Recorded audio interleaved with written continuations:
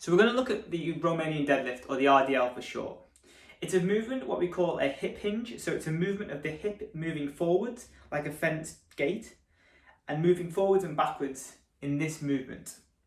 The goal is to really work the glutes, or the butt cheeks, and the hamstrings as best as possible in that stretch position. So you're going to feel a stretch when you go down to the bottom of the movement. If you don't, then you're probably doing it wrong in the first place. So we're just going to talk about it a little bit whilst I'm doing the exercise, and hopefully it will help you understand how to initiate the movement, how to do the movement, and how to maximize it as best as possible. So I have dumbbells, but you can imagine that you're doing a barbell, or you can do a dumbbell yourself. So we'd always start from the top. So if you have dumbbells, put them on a bench first, pick them up off the bench so that you're not bending all the way down to the floor. And if you're using a barbell, use a rack to bring them out to, and then you have free rein so you don't have to pick up off the floor.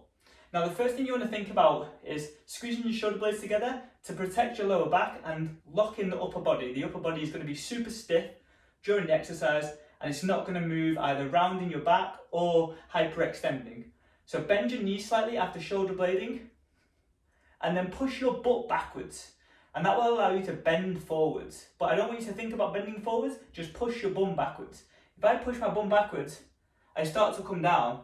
I'm bending and pushing my bum back and pushing my bum back and pushing my bum back and pushing my bum back with my chest up nice and tall, my arms are still straight, but the bar or the dumbbells are really close to my body. I'm feeling a stretch within my hamstrings now, and then I'm going to come up and then make sure I squeeze the bum at the top so I'm straight, and then I can slightly bend my knees again, and then I can do the movement all over again till I feel a stretch in my hamstring by pushing my bum backwards and then up.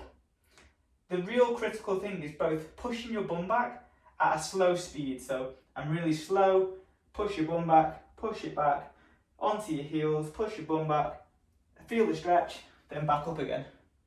That way, if you're creating a feeling with what you should be doing, you'll know if it's right or wrong when you increase your weight. You should always feel that stretch in the back of the hamstrings, and you should always keep that shoulder blades locked together. The back should always be straight, and that will be because you're pushing your bum back as opposed to rounding your forwards and going forwards.